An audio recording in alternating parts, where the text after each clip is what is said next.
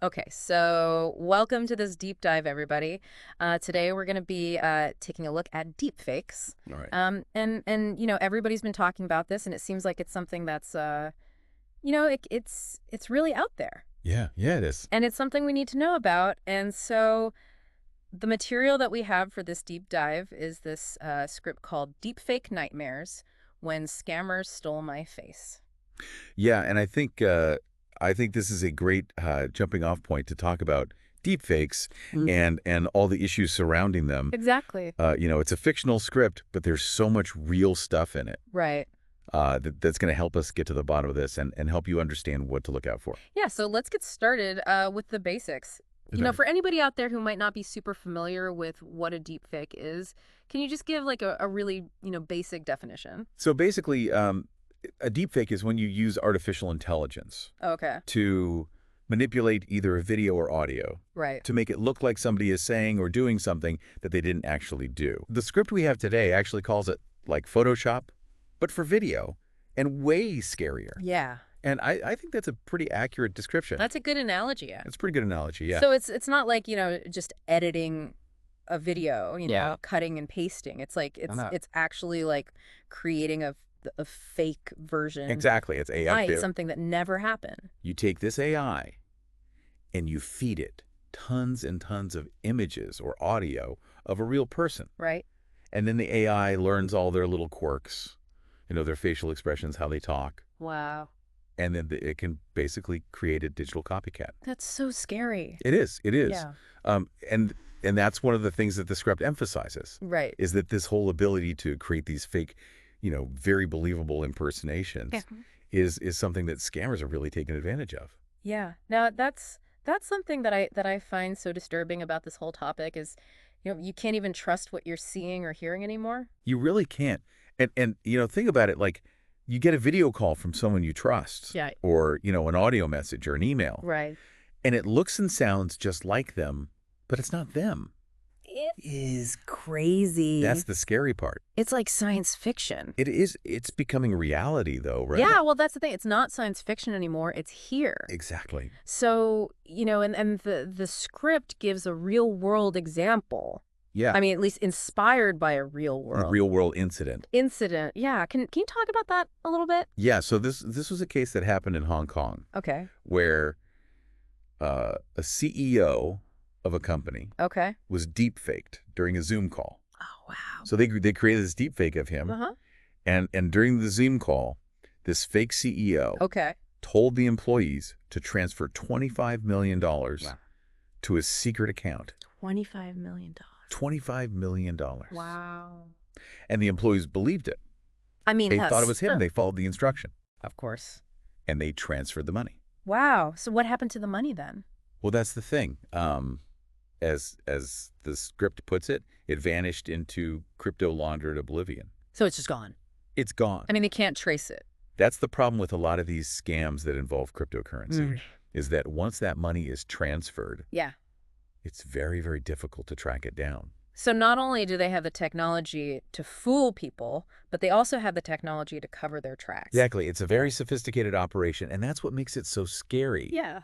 Because, you might think, oh, well, $25 million, that's a company. Right. I'm just an individual.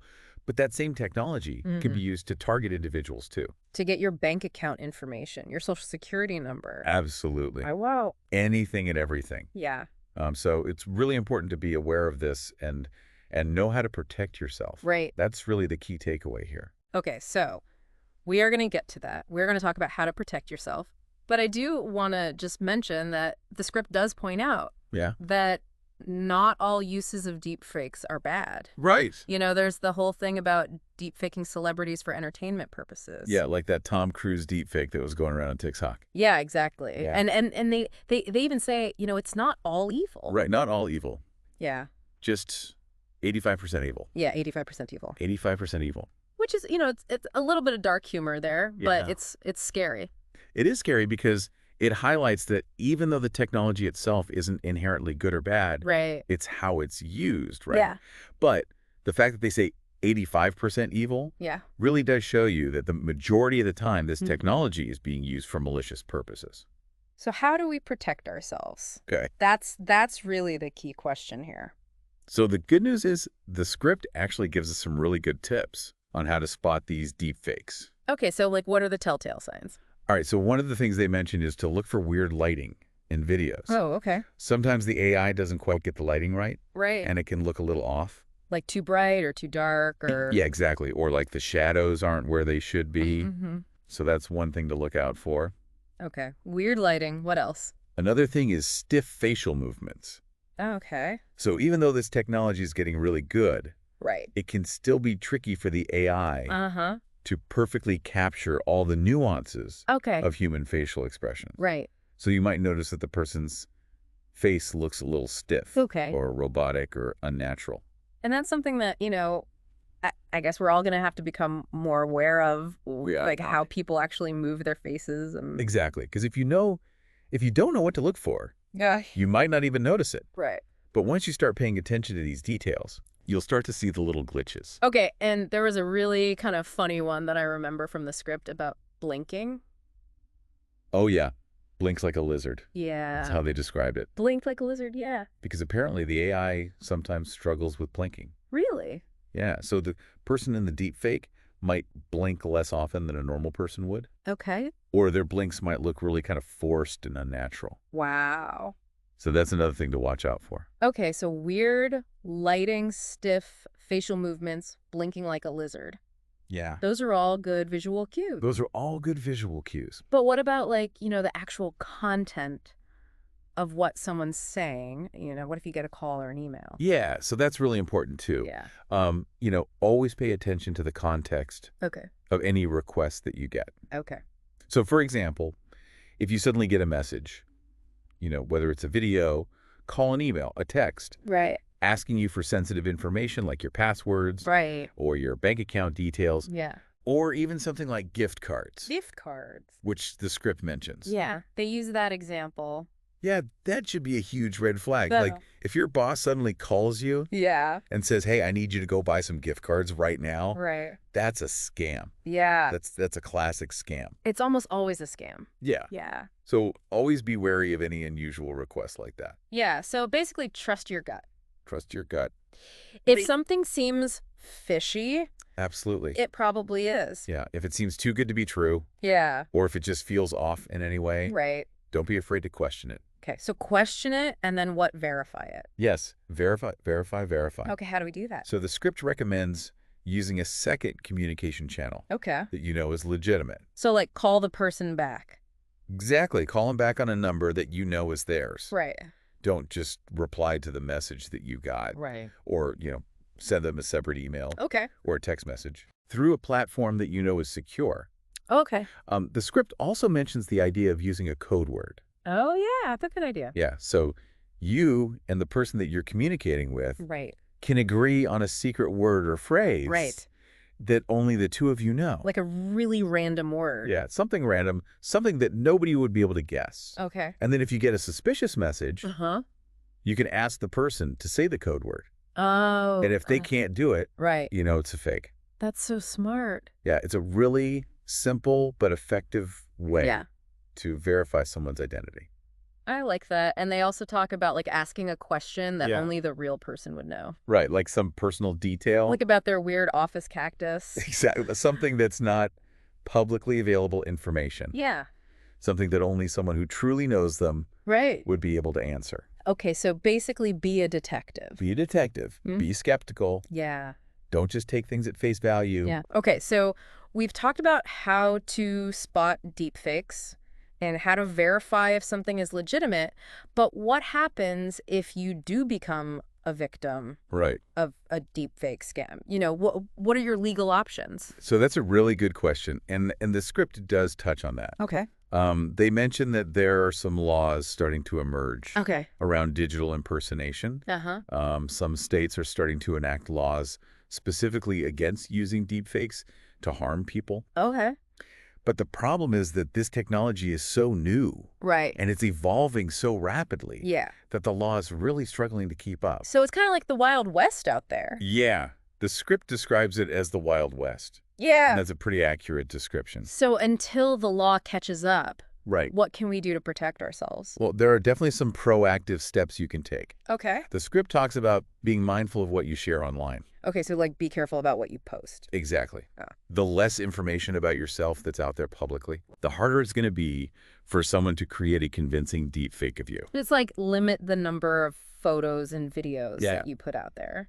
And also, be mindful of your privacy settings. Oh, right. Yeah, like on social media. On social media, on all your online accounts. Duh. Make sure that you're only sharing information All right. with people that you trust. Right, and there was a really kind of funny suggestion in the script about wearing a mask in selfies. Yeah, I remember that. I mean, I don't know if I'm going to start doing that, I don't think I'm going to do that either. but it does make you think. It does. It makes the point Yeah. that, you are putting your image out there Right. when you post selfies online. That can be used against you. Exactly. Yeah. So it's something to be aware of. Okay, so be mindful of what you share online. What else? Well, the script also emphasizes the importance of strong passwords. Oh, yeah. That's basic online security, but It is basic, yeah, but it's so important. right. And so many people still use weak passwords. Yeah. Or they use the same password for everything. Yeah, they use password 123. Yeah, or their birthday. Right. It's so easy to guess those passwords. Right, and hackers know that. They do. They have all sorts of tools and tricks Yeah. to figure out your password. So what should people do then? Use a strong, unique password Okay. for every single online account that you have. Okay, so like a different password for your bank account and your email and Yeah. your social media. Exactly. And make those passwords long and complex. Okay. Use a combination of uppercase and lowercase letters, numbers, symbols, Okay. the whole 9 yards. Okay. And if you're worried about remembering all those passwords, Yeah. use a password manager. Oh, right. Yeah, that's a good tip. Yeah, password manager is basically a program Right. that stores all your passwords for you securely. So you only have to remember one master password. Exactly. That's a good idea. Yeah, it's a really helpful tool. Oh, okay. And then the last thing that the script mentions is two-factor authentication. Oh, yeah, that's that thing where you have to enter a code Exactly. that they send to your phone. Yes. So whenever you log into an account Okay. that has two-factor authentication enabled, Uh-huh. it'll send you a code to your phone or your email. Right. And you have to enter that code in addition to your password Okay. to log in. So that makes it a lot harder for hackers. It does. It makes it much harder because even if they have your password, Right. they still need that code from your phone or your email Right. to get into your account. So basically, if you're not already using two-factor authentication, You should be. you should be. Yeah, it's one of the best ways Yeah. to protect your accounts from unauthorized access. So we've talked about a lot of stuff today about how to identify deepfakes, how to protect yourself, what are the legal options. Right. I mean, this has been a lot of information, It has. but I think it's really important information. It is. So what would you say is the key takeaway from all of this? I think the main takeaway is that deepfakes are real. Okay. They're being used to scam people, Uh-huh. and it's only going to get worse. Yeah, as the technology gets better and better. Exactly. As AI gets more sophisticated, Right. it's going to become even harder to tell the difference Yeah. between a real video or audio and a fake one. So basically, we all need to become more aware, more vigilant, Right. more skeptical Right. of what we see and hear online. Yeah. Don't just believe everything you see. Right. Question things, verify things, Yeah. and be careful about what you share online. Good advice. So as we wrap up this deep dive, Yeah. I want to leave everyone with a final thought. Okay. We've been talking about the dangers of deepfakes and how they can be used to deceive people. Yeah. But I think there's a bigger question here Okay. about what this technology means for our society as a whole. Yeah. I mean, think about it. Like, if we can't trust what we see or hear online, Right?